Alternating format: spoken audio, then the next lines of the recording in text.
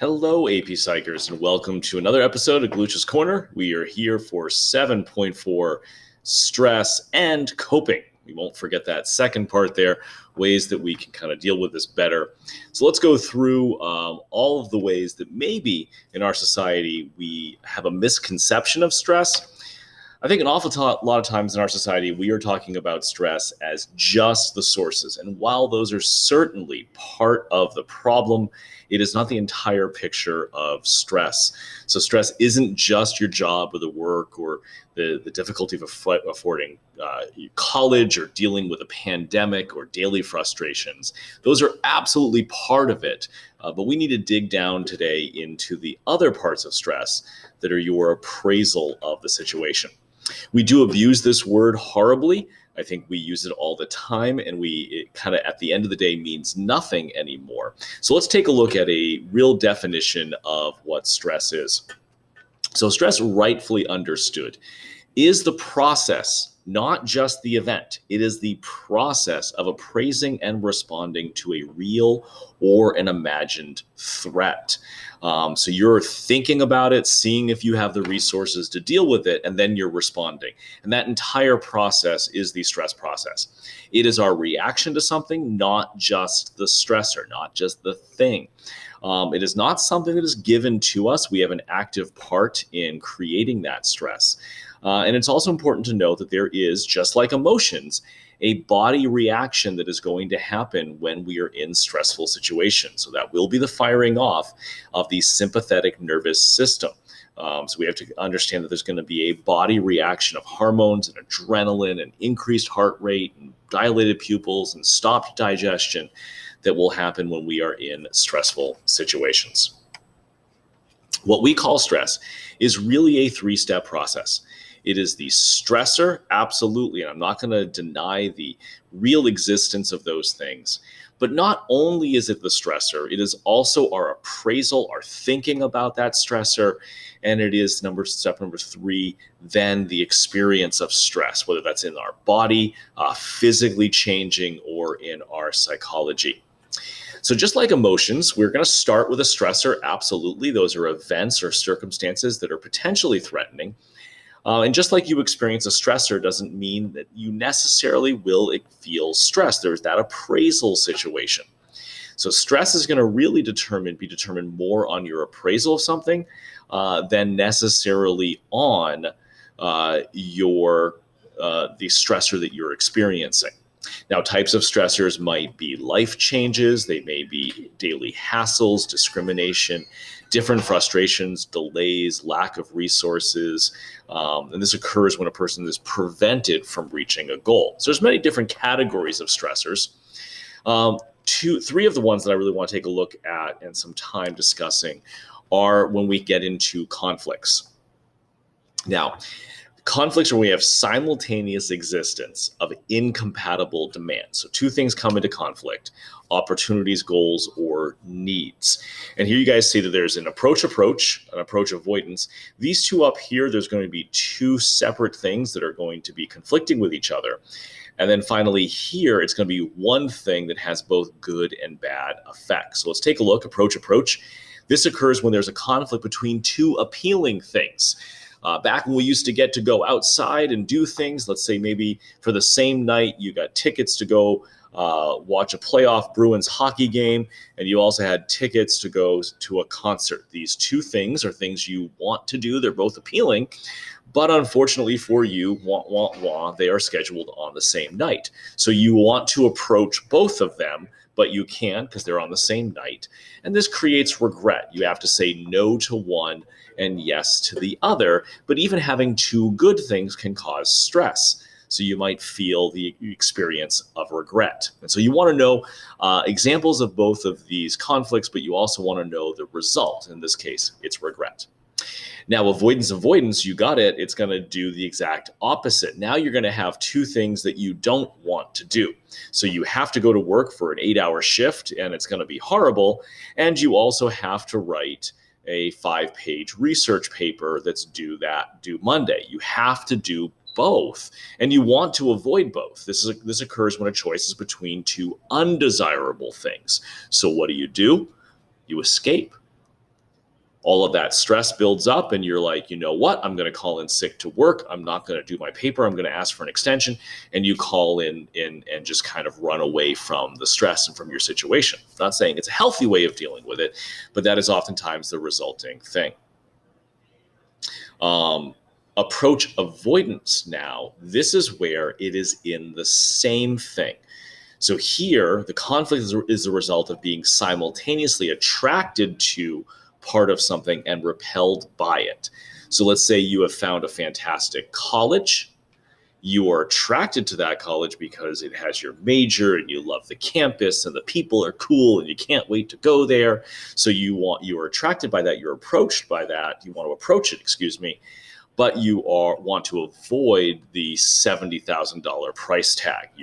That has repelled you. So you feel both drawn and repelled for something, and that results in a feeling of paralysis. That's why maybe in the college process, it's really hard to decide what you want to pick because you feel both a pull and a push from something.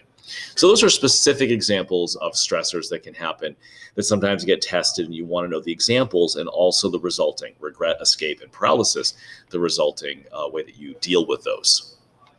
So after you had a stressor, whether it's, two good events on a night, whether it's discrimination, whether it's lack of resources, there's something out there, there's some kind of stressor. And step number 2 is an appraisal. So step number 2 with appraisal, I like to break it down into primary and secondary appraisals. Primary appraisals are you're going to look to see if the event is good or bad. Is it harmful? Is it dangerous?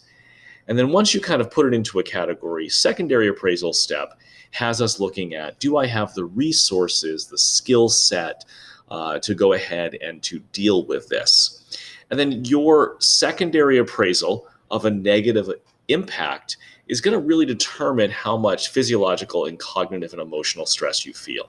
So for example, let's say a potential stressor is me assigning you a 10-page research paper with 15 sources worth 1,000 points on your term grade. Very, very bad, right? Primary appraisal. I doubt anyone watching this video is like, haha, I'm so happy. You're like, no, this is terrible. And then you go into secondary appraisal.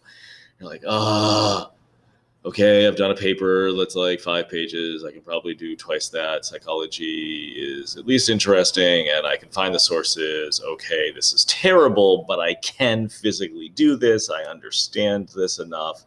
I have the skill set to write this, so you'll feel less stress. Or maybe you've never done a paper that even approaches this length, and you don't know how to research, and writing isn't your strength. And if you start to appraise it that way, you're going to feel more and more and more stress. So really the appraisal, thinking about it, is what is going to, in part, determine how much stress you feel. Now, this should be a good message because you now have an active part in how much stress you take away from a situation. This really is all going back to Richard Lazarus' appraisal theory, where he says that stress arises less from events themselves than from how we appraise them, how we perceive them and explain them to ourselves. So, for example, one person alone in a house might hear a stressor, or hear a creaking sound, and they experience no stress because their appraisal is very different than someone who suspects an intruder and appraises it that way, and now feels heightened stress as they carefully pull back the shower curtain to see if they can reveal an intruder or not. So one person feels nothing because of a certain appraisal, one person feels an awful lot more. One person might regard a new job as a welcome challenge, and someone else might see it as risking a failure. Same stressor, different appraisals, very different experienced, step number 3, experienced stress. So appraisal is the events of our lives kind of flowing through a psychological filter, and how we view that influences how much stress. So you have an active role in the stress that you experience. I kind of view it like this. I kind of view stressors as existing kind of like mountains in the landscape of our lives. Just note that some of us grow up in a topography that's entirely flat. Maybe we're the Kansas of lives, and we've been privileged, and we don't really have a whole lot of mountains. There's like a few rolling hills. Some of us might grow up in the Himalayas, where life and our circumstances have put huge mountains of stressors in our existence. But regardless of where you're at, you do have stressors that exist. Probably your context allows you to view them differently, and also your psyche. So we're going to bring up the notion that there are two types of ways of appraising stress. You might be someone like Joy from Inside Out who is stress hardy. So here you have a shield again, picture like Captain America's shield here against stress, that as stressors from Stress Mountain kind of come off against you, it blunts the impact of those things. And so being stress hardy, we're going to talk about as having emotional intelligence in a second, having social connections to be stress hardy. And that helps you impact some of that. On the other side is sadness from Inside Out. And here's someone who has a magnifying glass that as those stressors come in, they increase. And now, because of the way I think, I feel even more stressed and I feel weighted down. Notice the Joy here is saying this is life. She understands that life has stressors, whereas sadness is saying life should be fair. That's, unfortunately, and I would love it to be the case, but that's an inaccurate perception of reality that can lead to more negative self-talk. I should be perfect. No one is. I can get better, a much better way of viewing things. That's a stress hardy way. That's a negative self-talk way. It'll help me grow versus just kind of wallowing in the awfulness of this. How we appraise things are going to change how we feel. Joy is able, with her shield, to fire off her parasympathetic nervous system, calming her sympathetic nervous system down. And thankfully, because of that calm down, she's able to be a little bit healthier. Unfortunately for sadness, her PNS doesn't fire off. Her parasympathetic nervous system never fires off, never calms down the sympathetic nervous system. She starts to build up lots of stress hormones. That actually causes physiological problems, which also leads to her stress. So it becomes a really bad cycle.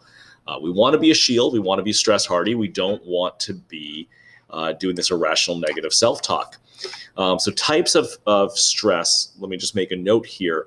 Notice in that previous diagram that acute stress was getting right through. It wasn't getting blocked by the shield or magnified necessarily. Acute stress is stress resulting from specific events or situations that involve novelty, unpredictability, or a threat to you physically. They immediately fire off the SNS. They help you deal with physical danger. It's being attacked by someone, hearing that a loved one has died, almost getting into a car accident, giving a public speech.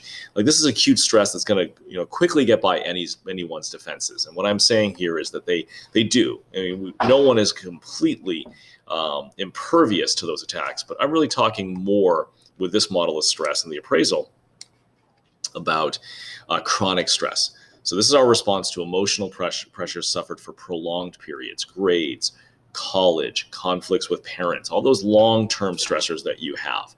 And it's a long-term response that can, if you aren't stress hardy, can have negative physical effects, as we're going to take a look and see. So being stress hardy, like Joy, being emotionally intelligent is going to require three things: to have commitment to something in yourself. So maybe that's having a sense of purpose for what you are doing, intrinsic motivation, personal values, whether they be social justice or religious goals, goals that you have in your life. If you have that kind of commitment that you can be working towards, that helps you hold a shield against the onslaught of the stress. Additionally, one of the things that helps you hold that shield is understanding that there are some things that are inside your control and there are some things that are outside of your control. And that allows you to pour your energy towards the things you can control and to somewhat accept the things that you can't. I have to accept the fact that we are currently living during a pandemic and I can't see my students in person, but I can also accept personal responsibility by wearing a mask and making sure that I limit the size of my social gatherings. I can control some of those things and I cannot control others. And my stress needs to be focused on the things that I can make a difference on. So that's having a good balance between an internal locus of control, assuming that everything is controlled by you, which is not the case, and an external locus of control, assuming that everything outside of you, fate, and everything controls things, which is also not the case. And then finally, someone who is stress hardy views change as a challenge and not necessarily as a threat. So here, this person's looking to get stronger and to learn more and to grow as a human, whereas someone who is not stress hardy sees themselves as fixed and unable to improve. So here, the stress is actually a challenge that I can overcome and grow stronger because of if I'm stress hardy. Well, the opposite of stress hardy is negative explanatory style. And we all fall into these both at different times. Someone who has a negative explanatory style is going to assume that the world is supposed to be perfect, is going to assume that they are supposed to be perfect, both of which are never going to be true. They're going to awfulize and globalize things. And by awfulize, what I mean is there's going to be a negative way of explaining stressors, assuming they will spiral out of control at some point in time in the future. You're always putting something into the future there. So here I might fail a test, and now that means that I'm going to be homeless, living in a van down by the river, eating government surplus cheese. So here I'm stressed about this horrible dystopian future. And my reaction is based upon that fear in the future, not that one little stressor. So that is how this magnifies this as it plays it out into the future. That's awfulization. Globalization is you taking the event and now saying it's going to apply to multiple situations. The stress becomes not about the stressor, but about the totality of your problem. So now, as an example, I failed one single test, but that means that I'm a bad student, I'm dumb, everyone's going to know I'm dumb, I'm a dum-dum that no one's going to want to have in college. So that one test now stands for the entirety of my academic life. I've globalized this to everything. So of course I feel more stress. And of course, if I'm increasing that stress, where everything psychological is simultaneously biological, I am going to react to that stress. And again, the reaction is going to come through my sympathetic nervous system. That's the system that is supposed to help me survive and run away from threats, or to be able to survive by fighting threats. That is my fight or flight response. It is the thing in my body that increases my heart rate and respiration. It diverts blood flow from digestion to the skeletal muscles. It dulls the feelings of pain. It releases glucose and fat from the body's stores. It does all of these things. It dilates my pupils to get me ready to deal with a dangerous situation. The problem is that we have chronic stress in our society, or maybe our dangerous situation is public speaking. And that's why you get splotchy, you get butterflies in your tummy, you start to sweat under your pits, and it's embarrassing. Your body's like, I'm going to save you from the lion that is chasing you. And you're like, no, that's not the danger we're in right now. And that's sometimes why your physiology works against you in those stressful situations. Now, it's important to know that Seeley proposed that the body's adaptive response to stress is so general that, like a singular burglar alarm, it sounds no matter what, lion or public speaking. Like, he got your back. Like, he understands that this doesn't always work as a one-to-one relationship. It's kind of a general alarm system. And he named that general alarm system the General Adaptation Syndrome, or GAS. He saw the General Adaptation Syndrome as a three-phase process of alarm, resistance, and then exhaustion. So you do need to know what happens in all of these phases. So we've got the alarm phase. That's where your body is going to initially dip down into shock and then respond. And then we're going to have resistance phase, where you're going to cope with your stressor. And then finally, your exhaustion phase. So let's take a look at each of them in turn. So phase one is an alarm reaction, occurs when the SNS is suddenly activated. So the heart rate zooms, blood is diverted to those skeletal muscles. You're going to feel the faintness of shock as all of that goes through. It may occur, so it may dip down for a second, but you're going to mobilize. You're going to quickly mobilize and get ready for that fight or flight response. Hopefully not freeze. That's the bad result there. The resistance phase, okay, this is where your temperature's up and blood pressure is up, respiration's remaining high, the adrenal glands are pumping hormones into the bloodstream of adrenaline and cortisol, and all resources are summoned. It takes a lot of energy, right? So you're up here for a while, but your body can't hold out for forever. And when it can't hold out anymore, that's when you drop into the exhaustion phase. And so here the body becomes vulnerable to illness, or even in extreme cases, death. This is in the multiple choice questions. I oftentimes see the question, at what stage do people get sick? And that would be in the exhaustion stage, because now your body just can't keep up the resistance. That takes a lot of energy. It diverts energy to do that. Your immune system weakens because of that, and you enter into the exhaustion phase. So how does the stress response system work? It's diverting energy into that sympathetic nervous system. And instead of energy, because the energy is going there, it doesn't go to other places like, let's say, the immune system, which is a complex surveillance system.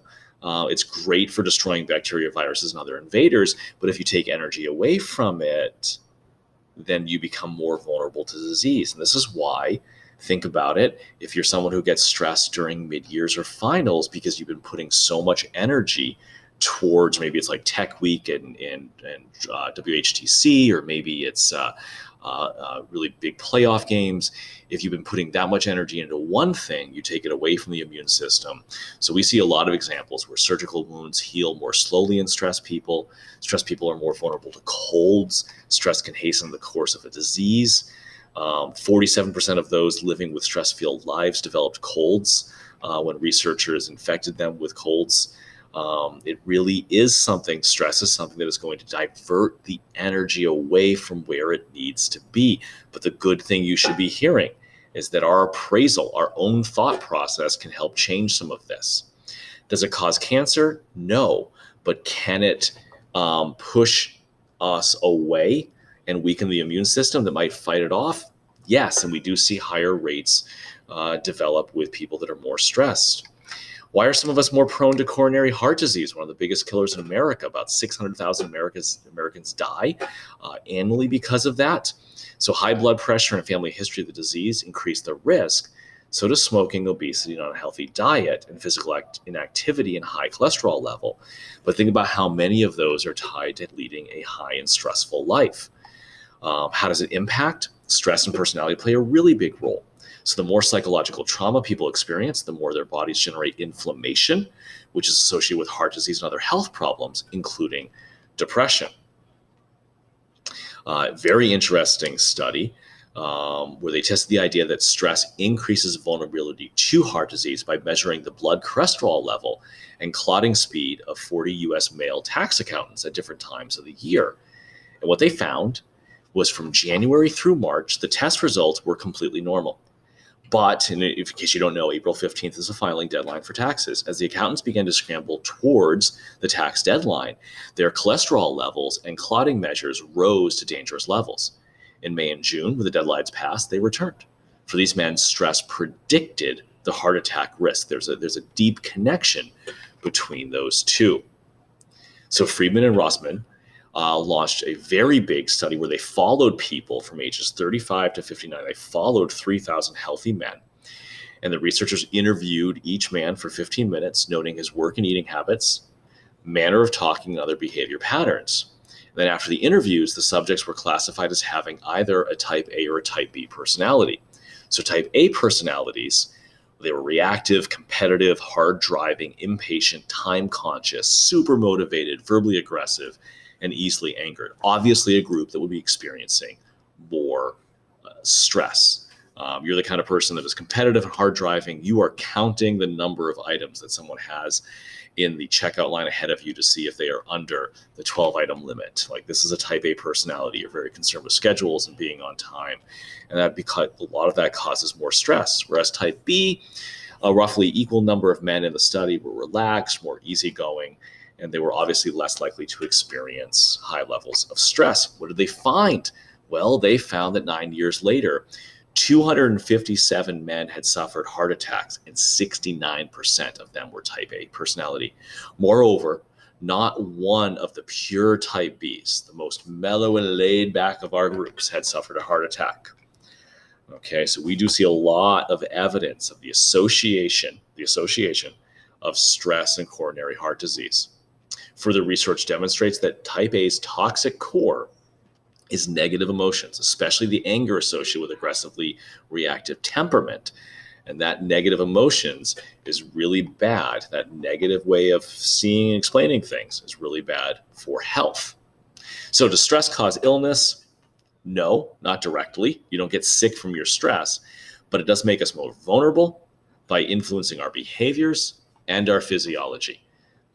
So we're going to seek out ways to self-medicate. We're going to seek out stressful things or stressful thoughts, excuse me, and that's going to divert energy away from immune systems. So stress does not cause physical illness, but it leads to influences that then result in physical illness. So how do we cope? How do we cope? What do we do? What do we do? I'm going to go back. Okay, we got to do this. We got to be more stress hardy. We got to have commitment, healthy sense of control, change as a challenge, growth mindset. It's that shield that's going to change things. Once we do feel stressed, we have to seek out others. We have to do activities that allow us to have what's called catharsis, to allow things to go out in a healthy manner. And the best one around there is exercise.